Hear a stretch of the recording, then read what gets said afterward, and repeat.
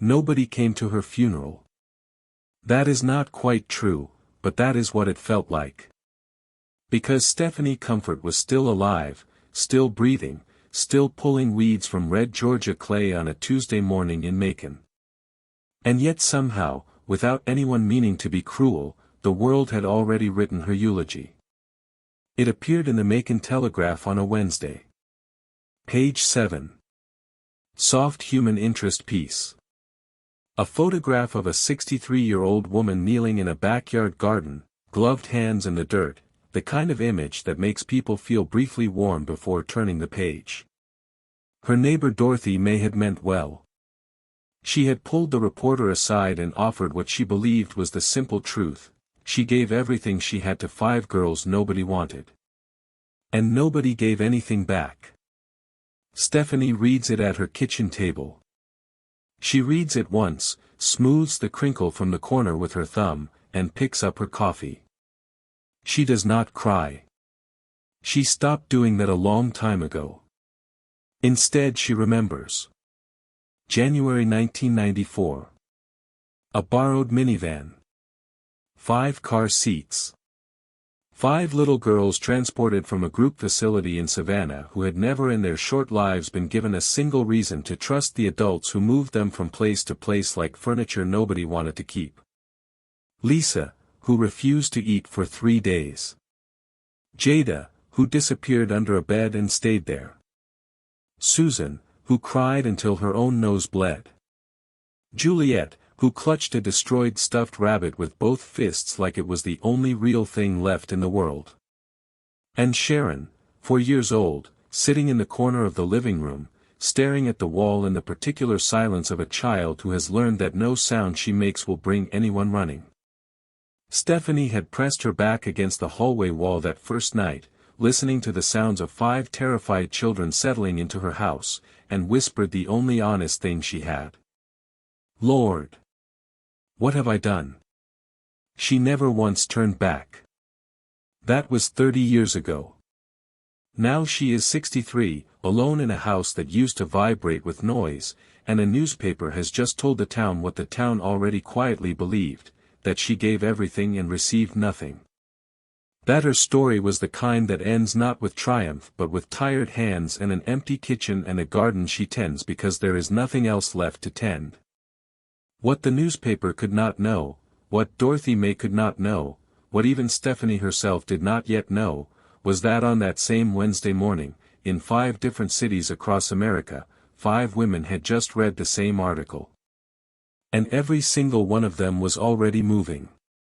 The year is 1994. Stephanie Comfort is 33 years old. She drives a used Buick LeSabre with a slow leak in the rear left tire. She teaches reading part-time at Ballard Hudson Middle School and lives alone in a 3-bedroom house on Peachtree Lane she bought with a government first-time homebuyer loan and 10 years of putting money away before she put anything else away first. She has no husband. No safety net. Nothing glamorous about any of it. She walks into the Fulton County Department of Family and Children's Services on a Monday morning in November and tells the woman behind the desk she wants to adopt. The woman smiles. Asks how many children she is considering. Stephanie says 5. The room goes quiet. Ms. Patricia Holt, heavy-set, 22 years in the system, a woman who has seen most things, sets her pen down. She speaks carefully, the way you speak to someone standing too close to a ledge. Lisa is 7. Documented behavioral challenges. Prolonged neglect. Jada is 6 and has never stayed in a single placement longer than 4 months. Susan is 5, anxiety severe enough that 2 separate foster families requested her removal within weeks. Juliet is 4, nonverbal in stretches, bonded to a stuffed rabbit she will not release under any circumstances. Sharon is also 4. Withdrawn. Unresponsive to affection. Nobody wants any of them individually. Together, they are considered unplaceable.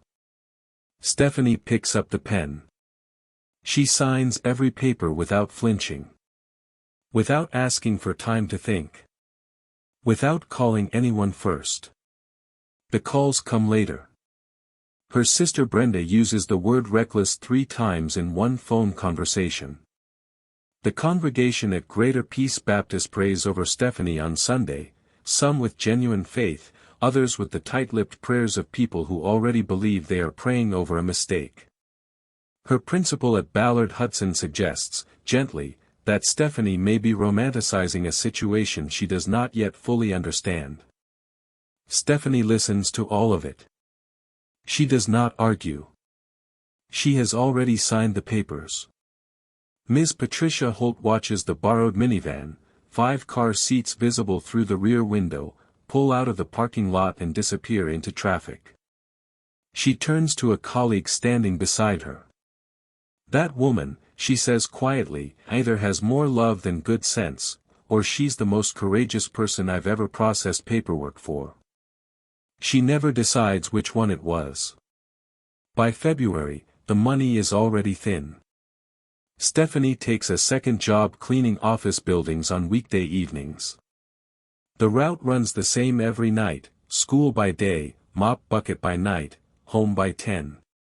She checks on each girl in the dark before she sleeps, every room, every face, every single night.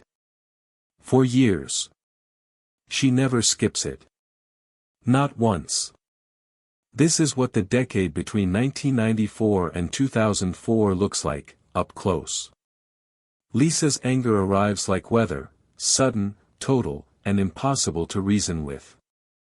At 8, she puts her fist through the kitchen window because she missed a school performance nobody had written on the calendar. At 10, she bloodies a boy's nose for asking why she doesn't have a father. Stephanie doesn't shame her. She enrolls Lisa in a youth JROTC program at the rec center and watches, quietly, as something inside the girl who only ever knew how to fight learns, for the first time, what it means to stand at attention by choice. Jada dismantles everything she can get her hands on. Toasters. Clocks. The living room fan. She puts most of them back together wrong and seems unbothered by this. In 1998, Stephanie pays $11 for a second-hand computer at a yard sale on Vineville Avenue. Jada stays up past midnight for 7 nights straight, teaching herself everything it knows.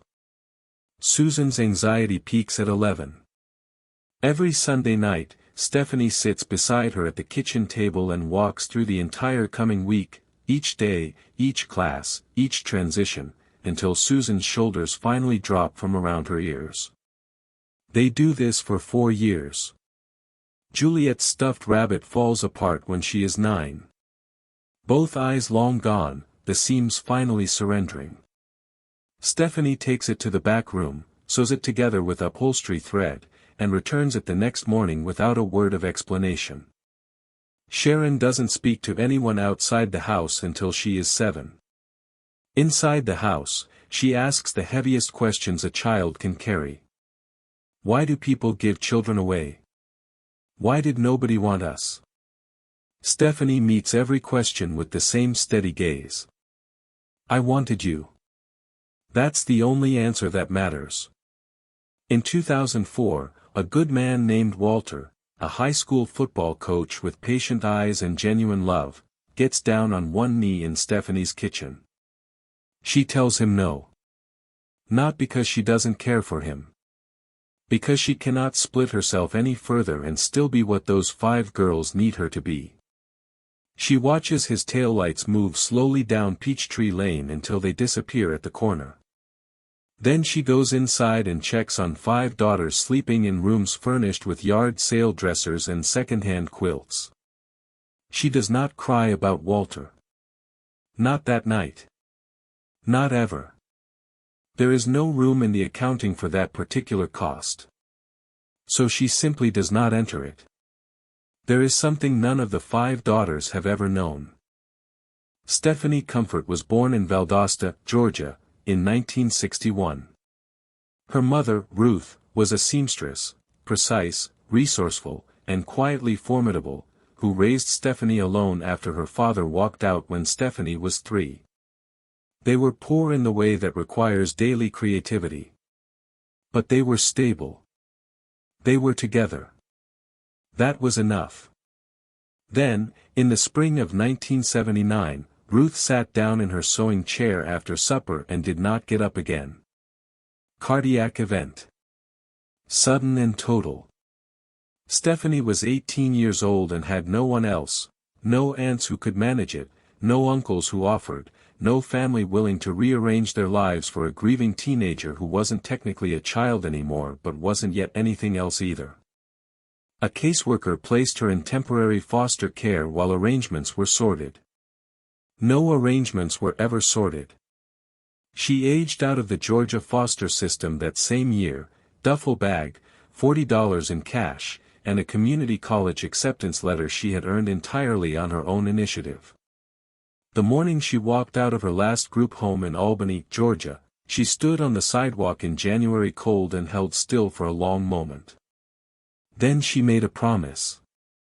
Silent, private, spoken to no one. If I ever have the means, I will make sure no child stands here feeling what I feel right now. Invisible. Unwanted. Disposable. She never told the girls any of this. Not Lisa. Not Jada. Not Susan, Juliet, or Sharon. To all 5 of them, Mama Stephanie had simply always been what she was, solid as Georgia bedrock, apparently born without fear, strength sourced from somewhere they couldn't locate and never questioned. They did not know the strength came from a wound. But its echo traveled forward anyway, through all of them, in ways none of them could trace back to their origin. Sharon, now a high court judge, has never once closed a case involving a foster youth without first confirming stable housing. Her clerks consider it a personal policy. They don't know where it comes from. Lisa mentors young enlisted women from fractured homes with a ferocity her superiors have flagged in reviews as notable and difficult to explain. They don't know where it comes from either. The roots run deeper than any of them know. And the woman who planted them has never taken credit for a single one. There is a question Stephanie has carried for 30 years without ever speaking it aloud. Did I do enough? Did it take? Did any of it hold? She has never asked it of anyone. She simply carries it, the way she carries most things, quietly, and without complaint, and alone. The Macon Telegraph article runs on a Wednesday. By Friday afternoon it has been shared inside a Facebook group called Bibb County Proud, and picked up by a blogger in Charlotte named DeShonda Rivers, who runs a platform dedicated to black women whose stories America files away and forgets. DeShonda's post carries a simple title: She raised 5 orphan girls alone and America forgot her name. It reaches 200,000 shares in 48 hours. By Saturday morning it is sitting in the inbox of a segment producer at a national morning news network. Stephanie knows none of this. She is in the garden. Fort Bragg, North Carolina. 0600 hours. Major General Lisa Comfort is reviewing deployment paperwork when her aide sets a printed page on the corner of her desk without a word. Lisa reads it once. Then again. She stares for a long moment at the photograph, a woman kneeling in red Georgia clay, garden gloves, a streak of dirt on her forearm. Then she picks up her phone. Midtown Atlanta. Jada is midway through a pitch presentation to a room full of investors when her assistant slides a phone across the table, screen up. Jada glances down. Excuses herself. Stands alone in the glass hallway for 4 minutes. Then she walks back in and closes the meeting. Emory University Hospital. Susan hears about it over coffee between rounds, a colleague mentioning it casually, the way people mention things they don't know are grenades. She reads it standing at the nurse's station. A charge nurse asks if she's all right. Susan says yes. She finishes her rounds. She calls her therapist that evening and does not know how to start the conversation. Denver. A hotel room on a layover. Juliet reads the article on her phone sitting on the edge of the bed. When she finishes, she sets the phone down and looks at her hands for a long time. They are her mother's hands. Same shape. Same knuckles.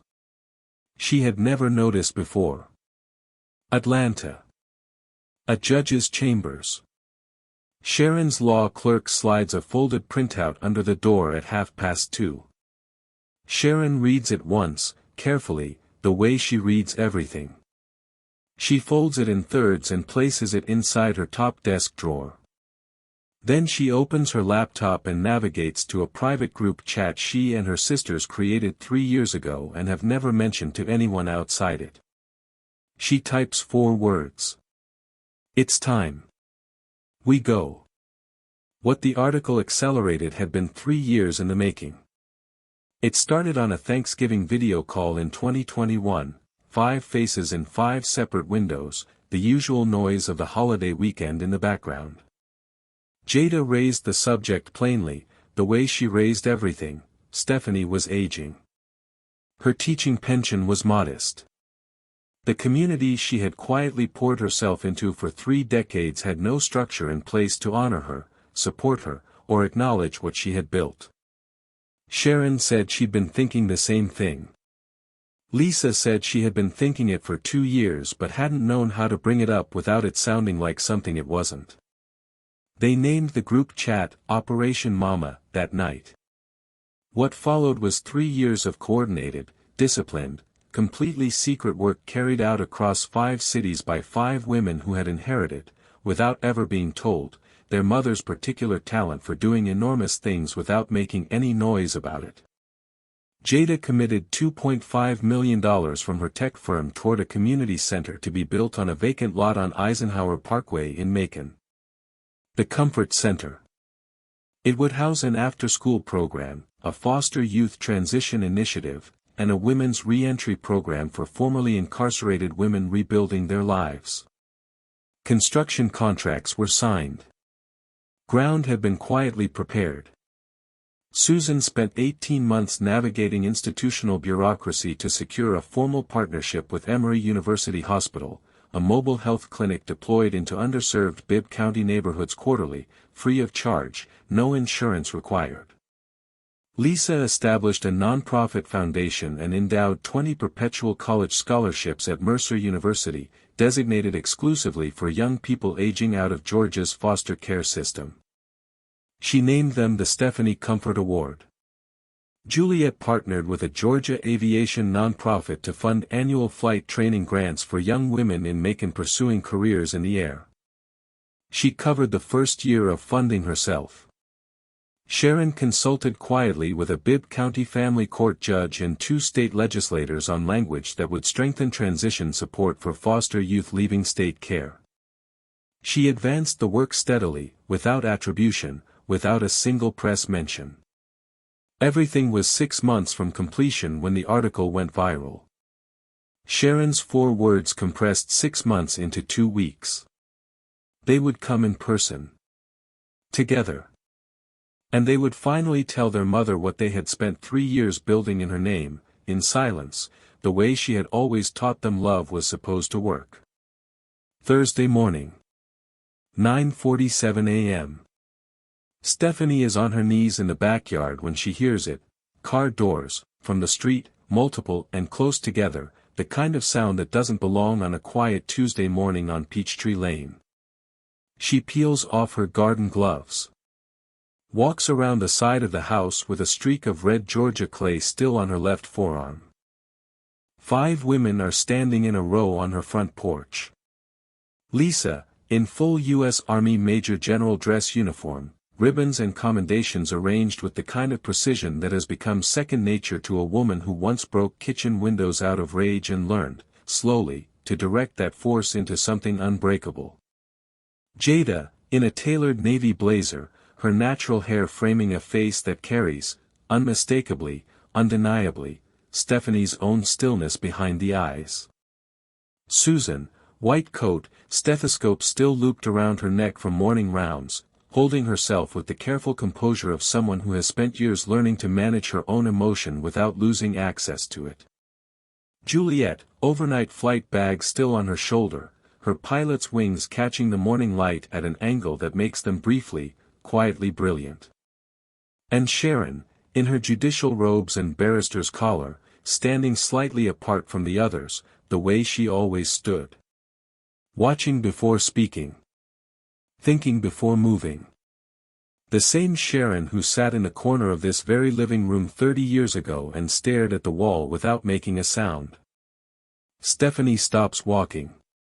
Her mouth opens. Nothing comes out. Sharon steps off the porch first. She crosses the short distance between them and takes both of Stephanie's hands, gloves still on, clay still on her forearm, and holds them the way you hold something precious that has been set down for too long. "We read the article, Mama," she says. "We needed you to know, we gave back. We just hadn't told you yet." Stephanie does not cry immediately. She looks at each face the way she used to stand in dark doorways at night, counting, confirming, making sure every one of them was still there and still breathing and still hers. One by one by one. Then the laugh comes. Deep, shoulder-shaking, 30 years of held weight releasing all at once. The tears follow right behind it. And all 5 daughters close in around her simultaneously, arms across shoulders, heads together, the way they used to pile onto the couch on Sunday nights when they were small and the world outside didn't exist. Across the street, Dorothy May watches through her front window. She sits down slowly on her couch. She doesn't move for 20 minutes. The invitation circulates quietly, through churches, through the school district, through Bibb County Proud, and word of mouth along the south side streets. No fanfare. No press release. Just people telling other people the way Macon has always communicated the things that actually matter. 200 people fill the Bibb County Fairgrounds that Saturday. City council members. Former teachers from Ballard Hudson who remember a part-time reading teacher staying late to help children nobody else had time for. Neighbors who can still hear, if they try, the sound of 5 girls playing in a backyard on Peachtree Lane. Families from the foster care community across the county who came because something about this story felt like it belonged to them too. Dorothy May is in the front row before the doors are fully open. Handkerchief already folded in her hand. Jada speaks first, standing at the podium without notes. She announces the Comfort Center, $2.5 million, the vacant lot on Eisenhower Parkway, the after-school programs, the Foster Youth Transition Initiative, the Women's Reentry Program, the opening date. The crowd applauds. But the room hasn't caught its breath yet. Susan steps forward and describes the Emory Mobile Health Clinic partnership. Free quarterly services. No insurance required. Beginning in the spring. A woman in the third row puts her hand over her mouth. Lisa approaches the microphone in full major general dress uniform and announces 20 perpetual college scholarships at Mercer University, the Stephanie Comfort Award, designated for foster youth aging out of Georgia's care. Because one woman proved that what happens to a child in this system is not their destiny, she says. It is only their beginning. Juliet's voice catches once before she steadies it. She describes the flight education grants, then repeats what Stephanie told her at 9 years old, the year she first said she wanted to fly. A woman once told me the sky wasn't the limit. She said it was just the view. Then Sharon walks to the microphone and the room goes completely still. I've spent my career deciding what justice looks like, she begins. But I learned what justice felt like in a 3-bedroom house on Peachtree Lane. I learned it from a woman who had nothing, and gave us everything. She turns from the room and faces Stephanie directly. Mama, you are not a woman nobody gave back to. You are the woman we built our lives to honor. This is us giving back. And we are just getting started. The applause begins with a handful of clapping hands and builds until it fills the entire building and spills out into the parking lot and into the Georgia afternoon beyond it. Stephanie, seated center front row in her best Sunday dress, covers her mouth with both hands. Her 5 daughters step down from the stage and surround her, arms across shoulders, heads bowed close together, exactly the way they used to pile onto the living room couch on Sunday nights when they were small, and the world outside the house on Peachtree Lane did not exist. For months after the fairgrounds, Stephanie turns the first shovel of earth at the corner of Eisenhower Parkway wearing a hard hat over her Sunday dress, her garden-calloused hands gripping the handle the same way they grip everything, firmly, without ceremony. 3 national news networks carry the story. A feature magazine runs a full spread, "The Woman Who Raised 5 Strangers into Greatness," and never asked for anything in return. The Georgia Department of Family and Children's Services invites her to speak at a statewide foster care reform summit in Atlanta. She accepts. Her remarks are 12 minutes long and entirely unscripted. She begins with a single sentence. "I was one of you once. And nobody chose me either." The room does not recover for several minutes. In the year that follows, 47 children in Georgia's foster system are adopted, a 34% increase in Bibb County alone. A viral adoption awareness campaign builds itself around Stephanie's story. In August, the first cohort of 12 Stephanie Comfort Award recipients arrives at Mercer University. The youngest is 17. She aged out of the system in June. She is carrying a duffel bag and a scholarship letter, and she has never been to college, and she is terrified, and she is going anyway. Stephanie is back in the garden on Peachtree Lane when all of this is still unfolding. Same red Georgia clay. Same aching knees. Same hands in the earth, the way they have always been. But the house behind her is no longer quiet. There are grandchildren's voices drifting through the screen door, and the smell of Susan's cooking behind them, and a car in the driveway that belongs to Juliet, who flew in on a layover because she had a few hours and chose to spend them here. Sharon had called that morning from her chambers, not about anything in particular. Just to talk. Dorothy May gives the final words, to the Telegraph reporter who comes back for the follow-up piece. "I told that reporter Stephanie gave everything and got nothing back. I was wrong. The whole town was wrong. Stephanie Comfort didn't give without getting back. She just had the patience to wait for the harvest." The last image is a woman in a garden, hands in the earth, a quiet smile on her face. She planted something 30 years ago. The whole world is only now beginning to see it bloom. Thanks for watching till the very end. If this story moved you, hit like, subscribe, and share your thoughts in the comments. I'll be dropping another unforgettable story tomorrow, so make sure you don't miss it.